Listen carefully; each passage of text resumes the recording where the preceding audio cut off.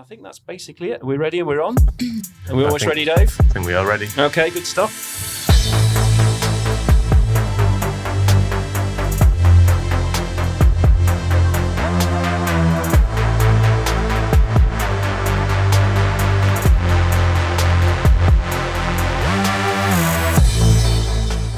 Welcome to Cloud Realities. We're a conversation show exploring the practical and exciting alternate realities that's unleashed through cloud-driven transformation. I'm Dave Chapman. I'm Sjoukje Zalm. And I'm Rob Kernan. So we're live in London today at an event looking at FinOps, an important subject at the moment, I think. The world is primed for a big conversation about the economy and economic headwinds. So FinOps, I think, is raised to the top of the cloud conversation pile very quickly over the course of the last 6 or 8 months. I think additionally, cloud also has been now prevalent in our lives for probably 10 years. And I think a lot of organizations over that period are getting to points of maturity and discovering some of the same issues with cloud, which is, as you've been using it for a little while, the costs can mount up and you need to address those costs in really practiced and sophisticated ways. So today we're going to explore elements of that. We're live at an event hosted by Aptio and Capgemini. So thank you to the organisers for having us at the event. We're delighted to be here. Joining us today, we are delighted to say is Alison McIntyre, UK Ambassador for the FinOps Foundation. Hi, Alison. Good to see you. Hello. How are you? Thank you for having me. I'm very excited. No, it's absolutely our pleasure. Do you want to just introduce yourself and say a little bit about the FinOps Foundation? Yeah, Alison McIntyre. I come from Scotland. I've been working in industry and FinOps for the last few years. My background is infrastructure. I've been IT infrastructure my whole career. I'm soon to leave the industry, so I'm only an ambassador for the next month. So it's countdown. I'm trying to squeeze in as many opportunities as I possibly can. Yeah. Just in time. I'm assuming that right at the top of your knowledge curve. That's what we're heading for. That's where you've got me. Yeah, perfect bit of timing. So I became an ambassador because of my involvement in the FinOps Foundation. For those of you listening that haven't come across the FinOps Foundation, FinOps.org, there is so much information on it. FinOps Foundation it's part of the Linux Foundation, built off the back of the move to cloud and the need to manage cloud spend. First off, FinOps, not financial management. Financial management and DevOps, very important, but you will learn that when you go to FinOps.org. There's some distinctions in there, I'm feeling. Just say a word on those. It's not just about the budget and paying the cost of cloud and allocating the costs out of cloud. At its heart, it's about getting the most value out of cloud. It's not necessarily about saving money. I said that out loud. Everyone always, FinOps is always optimization. But actually, at its heart, it's about getting the best value of every pound you spend in the cloud. And to do that, you need to know why you're spending it, how you're spending it, where you're spending it, when you're spending it. Because with that information, you then make informed decisions. And to make informed decisions can only bring business benefit. And presumably how that correlates to business value. Yeah. And that's when you're really cruising, when you know the value of your spend. And I simplify it a lot and sort of say, would you be shocked if your cloud bill doubled next month? People go, oh, yeah. I'm like, yeah, what if your sales quadrupled? No, I'm not so bothered, are you? Do you know the correlation between your cloud spend and your business value? Because if you don't, it's too financial and it's not business. So you've got the business, the operations, the finance. Which is one of the many things cloud transformation brings, which is a move away from how IT has traditionally been managed, at least for the last 10 or 15 or even 20 years, which has been as a cost center. And so much of it hidden.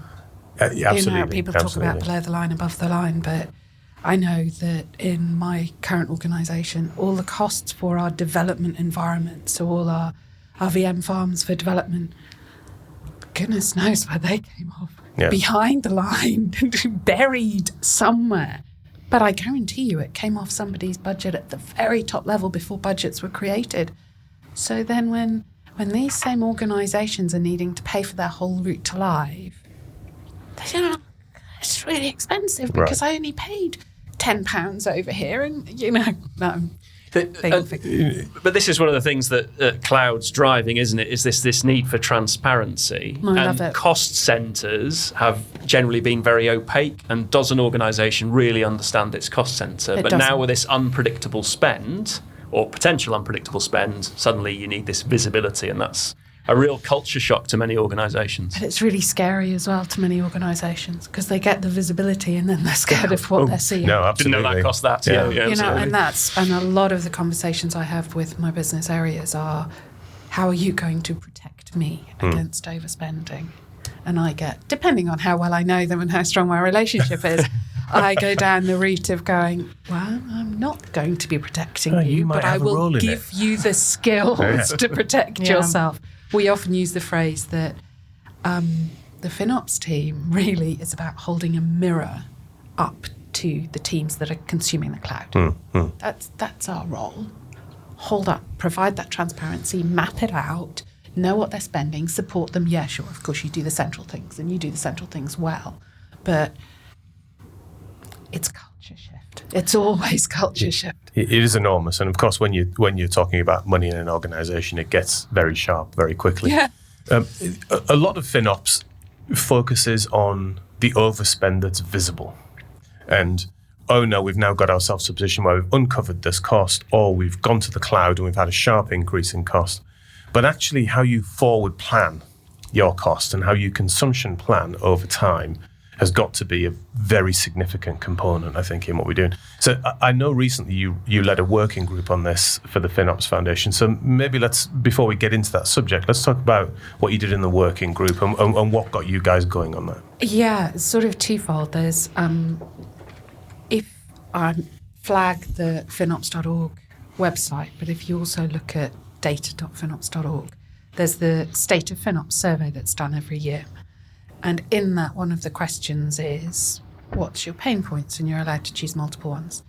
And I think it was 2 years ago, wasn't the top runner, but it was the second runner, was forecasting. I found myself also in the position of being asked to say how much for our very large cloud commitments that we were spending up to and how we were tracking against them, or how we might be apart from these commitments. I was asked how much we were going to spend. And over what period? quite a long period. Yeah. And so it was a big deal.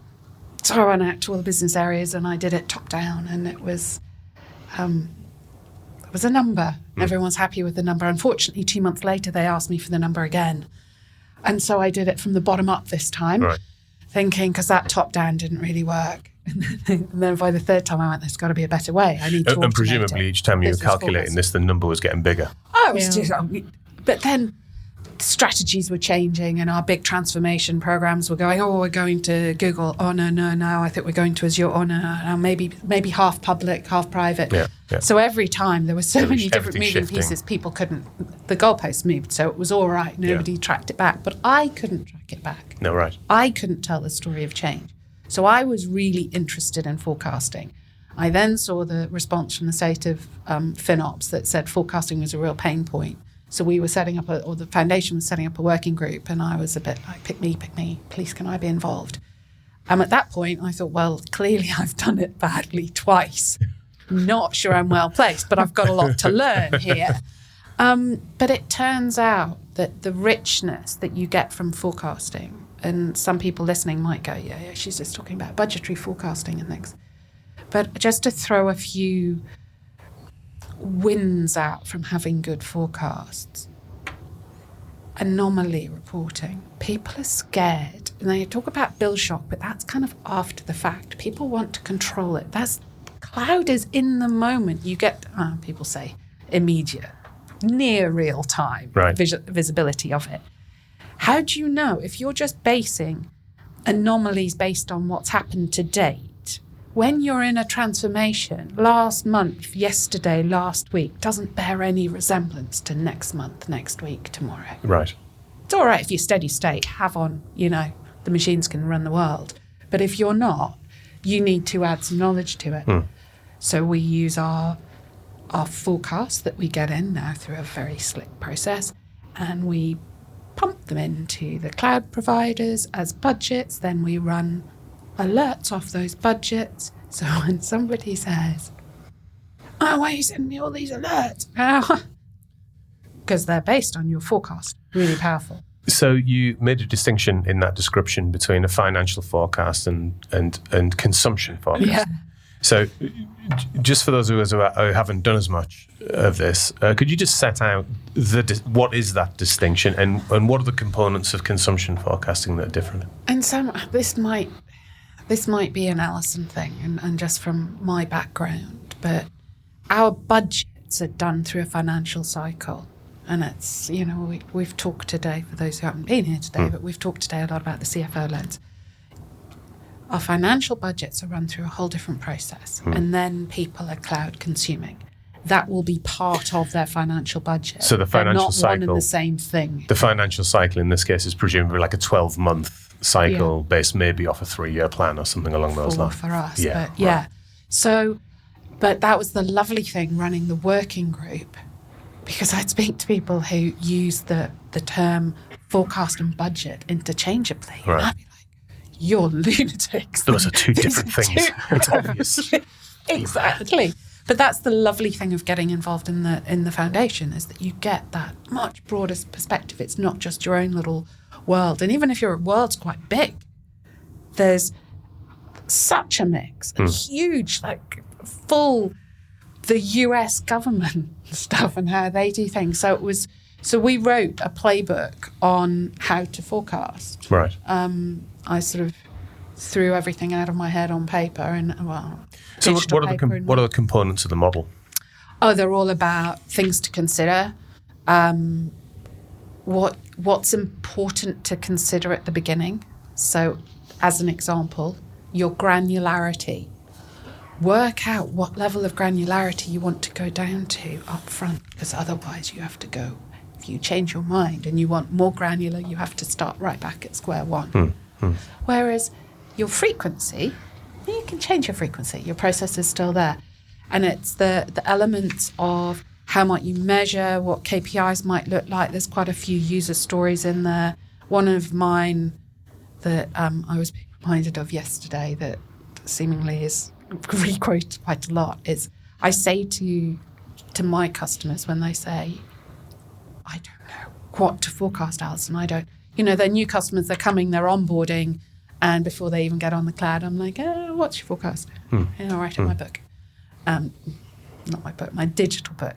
And I go, "I don't know." I said, "Well, do you think you're ready to come to cloud if you don't know? Have you got a design?" "Oh, yeah, I've got a design. I'll put it in the calculator." "Yeah, but I might forget something." "You might forget something. It's not the end of the world, because I'm not holding you to account on this number. I want you to think about it. I want you to put a stake in the ground, and then when you start getting your actuals through, I want you to be a good citizen and compare them against where your stake was. And then you know what? You can move your stake because you're learning." And that's how I tried to sort of gently tap into the culture shift without saying to them, "Oh, it's a culture shift." Because there's nothing more likely to turn people off when you're telling them that they've got to change their culture. It's like, just have a shot. If you want me to help you, I'll work through it. But you know what? I don't know your design. And in this process, are you tracking purely kind of on-cloud cost? Are you tracking kind of any additional residual cost in the organization? I know one of the speakers at the conference today talked about actually they've seen proliferation of FinOps teams themselves across the organization. So there's all of these additional additive costs above the cloud. So I just ask them for what they are going to consume based on what infrastructure or services that they will spin up in the cloud. I then ask them to obviously put VAT on it, because in the UK, everything we pay VAT on.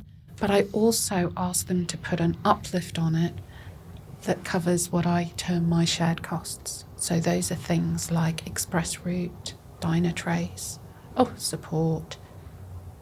And I manage that centrally so that I've got my shared cost uplift, so nobody ever gets a surprise. I have this real abiding drive that says I will not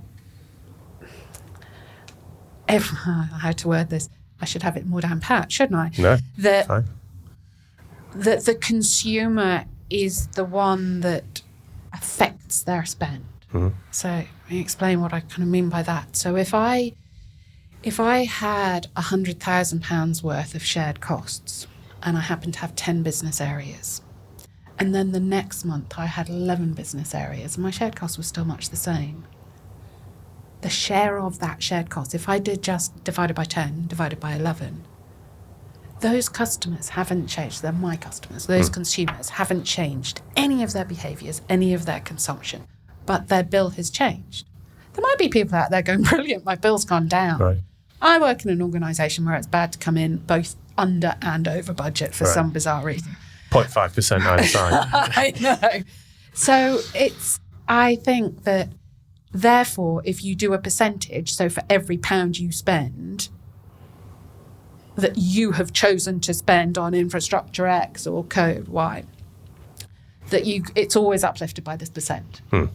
Our central team, our wider CCOE, carry the risk of managing that budget against all of our shared costs. So that's how we sort of get round some of the proliferation of the other costs. Got it.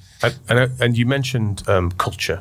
Yeah. And Rob, I know you've got some observations on the cultural change around FinOps. I wonder if you'd share some of that. So there's the point we discussed earlier about making things transparent. Yeah. For financial processes, that can be a difficult thing, and having an uncomfortable conversation about true spend. Where on your journey, you talk about this iteration of maturity and getting better and better top down than you tried the bottom up, and then the sort of take a punt and we'll get better on the variation. What's the sort of time scale you've done that through for very large organisations? It feels like it was quite a period to get through that sort of mind shift to say, right, we're going to make things transparent, we're going to have a conversation about this, and it's going to be continuous. Is that a sort of... Yeah, I would... it's funny because like me saying to them, put a stake in the ground and you can always keep moving it. I'm always moving my stake. Yeah. So not only has my forecasting process changed, but my engagement across the whole business has changed. And so short answer is probably about a year. Yeah. But I would say it's never finished. Until 9 months in, I never reported on their accuracy. Never once. They asked me, how accurate am I? Don't worry about accuracy. It's not beyond the wit of anybody to look at their spreadsheet that they gave in last month and their actuals this month, But then I was like, no. I checked it. I'm measuring myself on... It's a funny thing. I measure myself and my team on someone else's numbers and someone else's accuracy. But that's a measure of my success in supporting them. Yeah, and it feels like it was an uncomfortable thing at the beginning, but does it get better and people start to get into it and then they start to embrace it? Yeah? Yes, some are really great. And I'm really sorry I was out by 20p or something. I love those people. You have the other teams that say, oh yeah, I did my forecast in January. I'm like, no, we're going to come and speak to you every single month. And they don't understand the why. So I gave you the explanation of how we use it for anomaly detection and reporting. We also use it for wider reporting. We use it for scaling our skill set and our resources in the CCOE. There are a lot of reasons why. And also it is their protector. And it makes them think about it. So one of the cultural things that I observe in a number of different areas of cloud, and I think you've just touched on it, is that issue of frequency. So moving from, well, I did my forecast and my plan for a year. I'll see you next January. Versus I'm going to see you in 3 weeks' time and we're going to talk about it again. So how have you coached teams through that process? And how did you handle resistance in that process? Oh, I think it's fair to say I'm still handling resistance. I always wanted to go in with that collaborative approach. I didn't want it to be, I'm going to tell your boss on you because you've not put a forecast in. It's only going to go so far. Yeah, exactly. There are still some who consistently don't respond.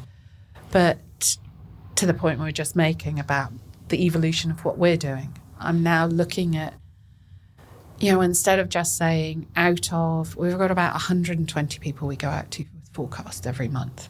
Out of the 120, we used to be getting maybe 40% response rate. I called that a win because we used to get nobody. Yeah, I was going to say, it could be worse. Exactly. It's trending up. And then we're up about 75% now in the last sort of 4 months. Right. And then when you look at that tells a story. That tells a story from a volume of people perspective. But how does that translate to volume of spend?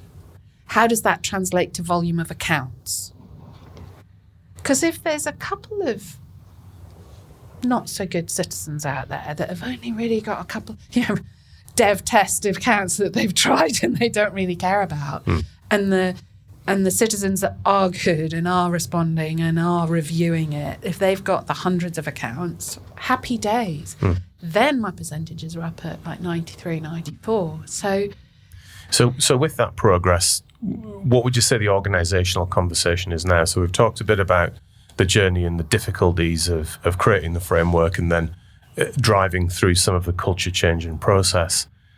Has that now changed the organisational conversation? Do people understand some of the dynamics in a more sophisticated way? I think we're still quite early on our journey. It's we work in a highly regulated banking industry. And it takes a long time, and we've had our strategy set and reset quite a few times. So,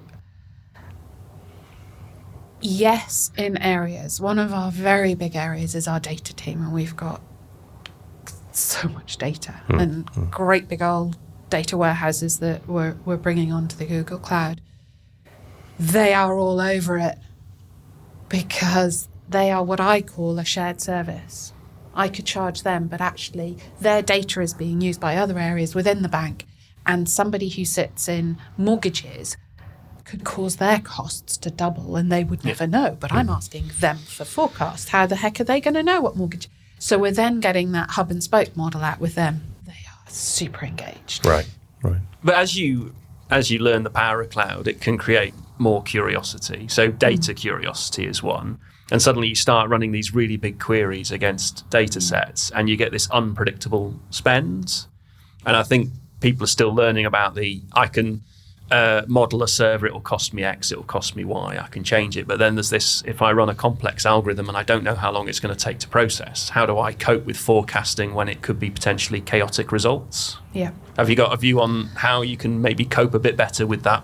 I don't quite know. I really don't know. Yeah. It's not just plug something into the calculator. We don't have answers, if I'm completely honest. We're working through it. Our data's gone to Google, them being quite good at data. I think I'm probably allowed to say that. It's said now. It's on record. They are working really closely with us, and we're looking at those options for quotas, but quotas that don't adversely affect good work. You don't want to stop something good. You just want to be aware that it might be driving cost you weren't expecting. But I must admit, it really shines a light on where your cultural journey has taken you to. How people are responding to you. And my litmus test is the level of fear that they're talking with. How are you going to protect me? What about this? What about that? And you go, whereas I have other business areas, and they've started small. They didn't lash loads of cash on great big things, but they've moved things from some of our IBM Sandbox environments, some from Oracle on, and they've now got numbers to see that their costs have gone down. Yeah. So back to the earlier point we were making about that total cost of ownership. Yeah. And it comes up probably every month in my world. Oh, tell me what it was over here. And I'm like, I know you badly want that because that's at the heart of a business case, but actually you're going to spend the next 12 months I'll give you a fact packet with rough numbers on you, and I promise it probably won't be that far away from it. People want exact numbers so that you can compare exact. Sometimes you just got to take a bit of a leap of faith. You've got to make sure it stacks up enough in order to launch, and then start monitoring it, then start looking at the extra benefits, the agility, the transparency in itself brings so much benefit. Are you seeing engineering teams step up to their responsibilities in this? To use Rob's example from earlier, where a team might be doing a big data exploration, so they've got a lot of extra capacity spun up, a lot of extra processing power spun up. Are they building into their code ways to actually look after that financially yet? I'm not seeing that. It seems like a maturity step that we're maybe not at yet as an industry. I would say so. I think, so through the foundation, I do hear people speak about this stuff. And you think, whoa, right. What a good idea. They're really cool. But they are probably also people who are maybe more born in the cloud. Also very, very DevOps orientated instead of maybe getting infrastructure and app dev people moving to the cloud. You know, there is a shift. And I'm not saying there's a lack of capability, but you do take that historic way of working. The culture shift is hard. You take it with you. We're all shaped by our histories. That's right. So I am seeing some really clever stuff, but those tend to be those born in the cloud because the engineers are engineering for money. Not necessarily startups, but startups, they then pay loads of attention to it, and it's smaller so you can see it, then it grows, and you've already got a handle on it. You start with that ingrained. I think it works a lot better, and it's slick. It's amazing to see, you know, and we talk, everybody always battles around the Netflixes and those, you know, they're really huge now, the real born in the cloud companies, because they do this really well, and everything's code and everything's monitored and everything's automated, including the cost. They're all over it. But I think it's actually really hard for organisations, and especially regulated organisations who have got a data centre. So we talked loads about the cultural shift, but there's like layers of cultural shift, isn't there? Yeah, oh, absolutely. Absolutely. The point you make about taking infrastructural engineers into the cloud is very well made, because they bring with them an internal tick speed about how things work and how things operate. And actually, when you look at a cloud transformation, you change the governance layer, you change the financial model, you change the ways of working. All of these things are often in service of getting to a faster tick speed. You know, but what people perhaps don't recognize with that is that the attention to detail and the speed with which you have to then kind of iterate some of your assumptions or some of your forecasts also increases in speed. Does that make sense? You can't leave it a year out. Or even a month. Or, you know, you hear stories, don't you? Somebody forgot to switch something off on a Friday afternoon. That's 30 grand come Monday. Yeah.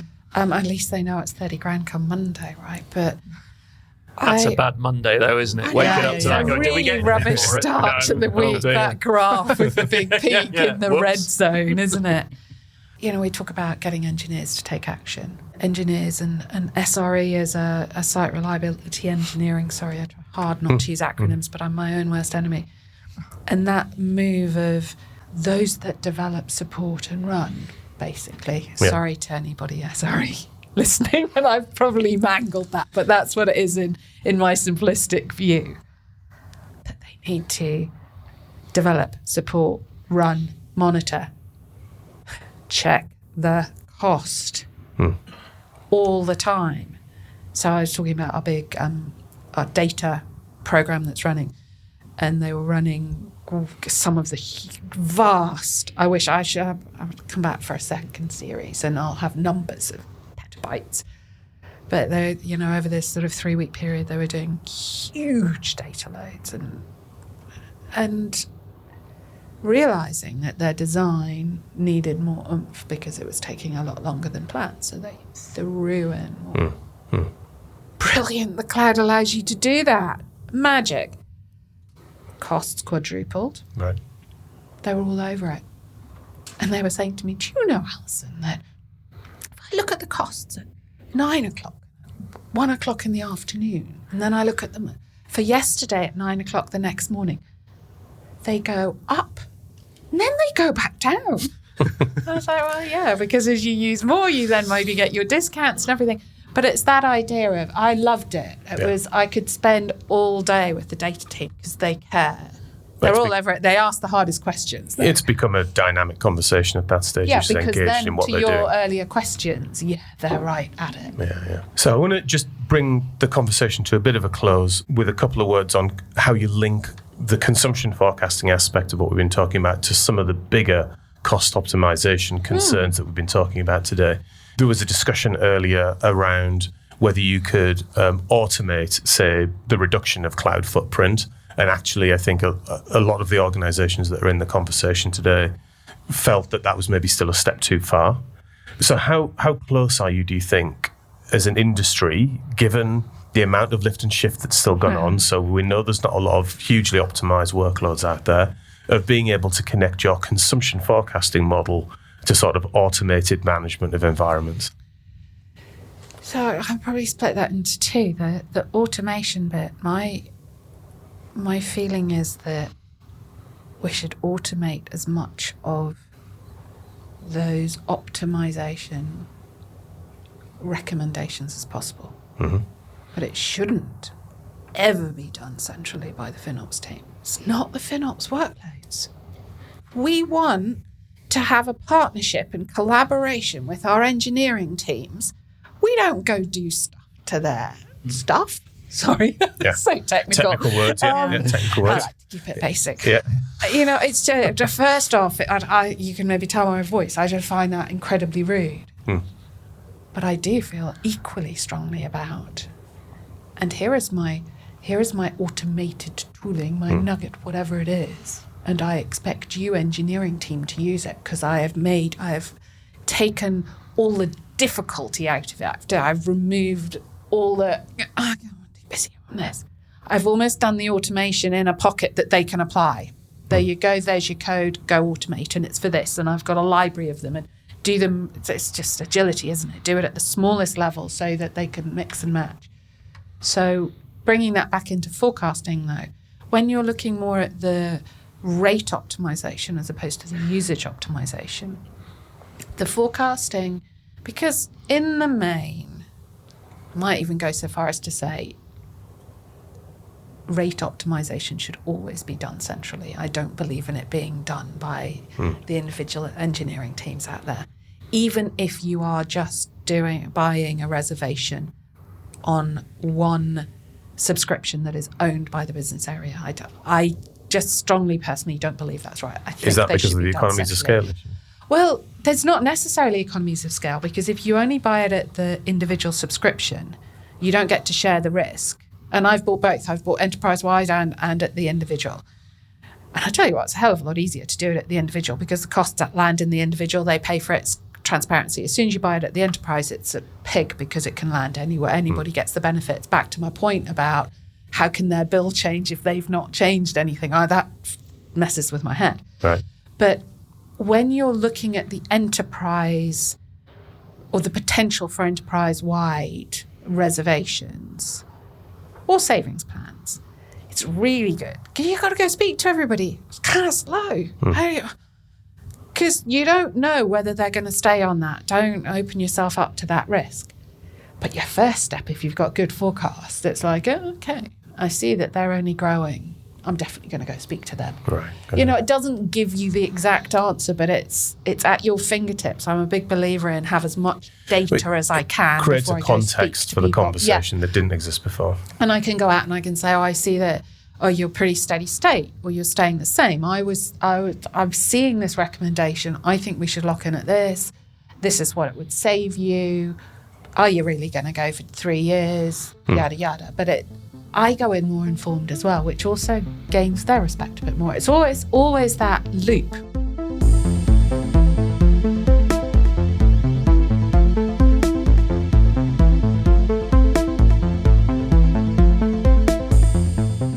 Very good. Thank you, Alison. That is a good point to pause and see, Shalkia, if we've got any audience questions. Yes, we received a lot of good questions. Yes. Excellent. So the first one, what would your advice be for companies that get started with FinOps? What would be the first steps they should take?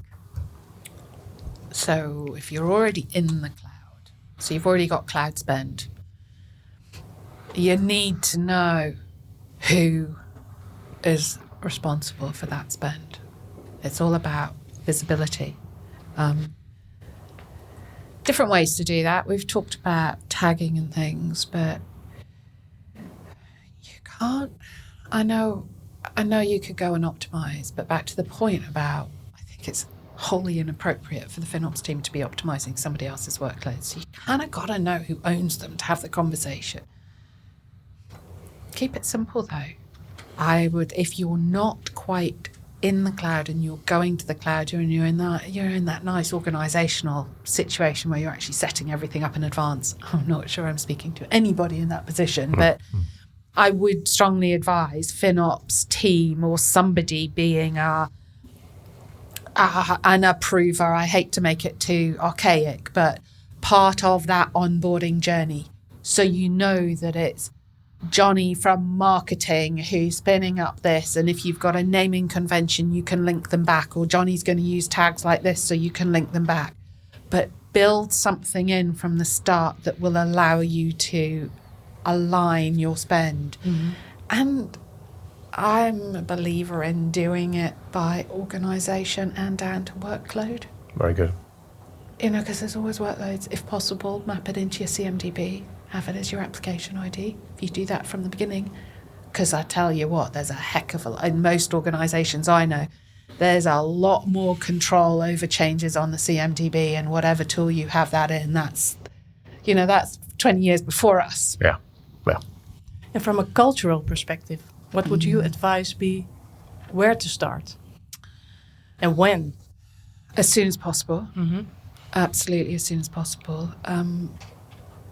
I think everybody should speak about it all the time, but I'm really boring and FinOps It's certainly a pre-migration conversation. I think that's clear for me, which is so many organizations get into migration and then start to think about it because they think they know what the cloud is going to be like. So for me, it always feels like actually one of the first 2 or 3 things you should be talking about is actually the change in the financial management of the situation. I would agree. But I would also say there's there's 2 extremes to that. You can just, so long as you choose one knowingly, would be my guidance. You can choose to almost wait till you get bill shock or close to bill shock, because then what do you know? There's your business case in a box for doing FinOps, and people are going to listen to you and pay attention to you because they want to. It's kind of a bit risky, isn't it? It's like, let it go almost off the rails. Trial by fire, and then you learn fast. Yeah. Well, there is something to be said for that, because otherwise people are like, we're trying to run a transformation and what are you doing in my ear? We have to remember that there are a lot of other priorities, and FinOps is really, really important, but it's actually not the top priority. I can't believe I'm saying that. I cannot believe that's come out of my mouth. Not on a day like today. In my world, it is the most important thing. But in an engineer's world, or in a program manager's world, or in a huge digital transformation, but you've got to know what your organisation's what is, or the why. Why does it matter?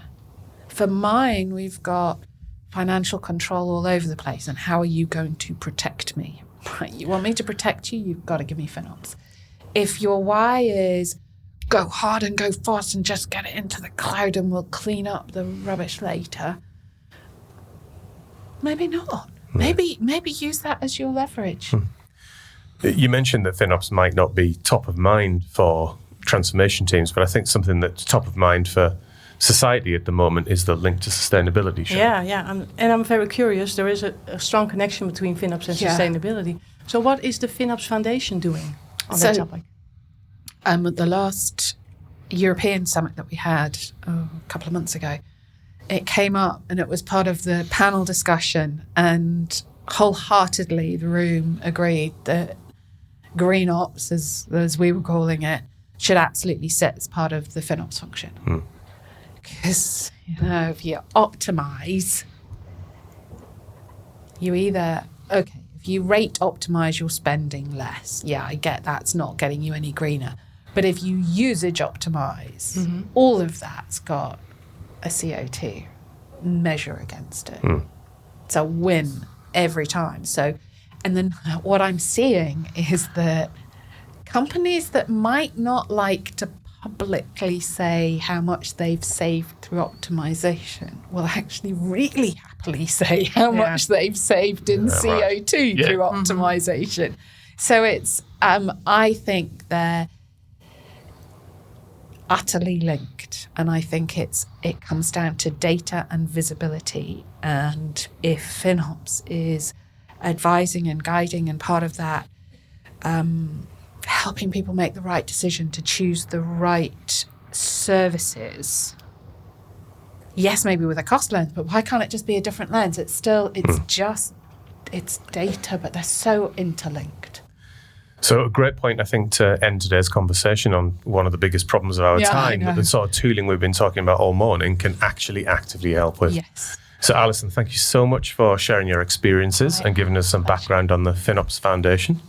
We end every episode of our show by asking our guests what they're excited about doing next. So Alison, what are you excited about doing next? Well, in 5 weeks' time, I get to go to Kruger in South Africa.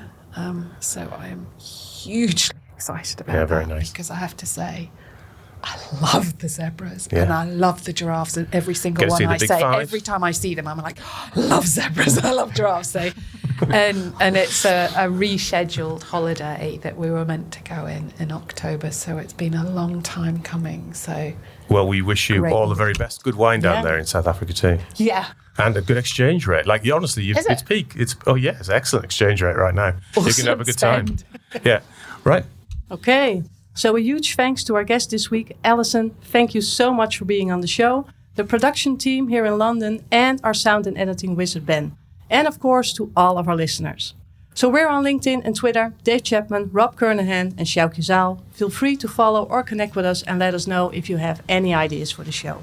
And of course, if you haven't already done that, rate and subscribe to our podcast. See you in another reality next week.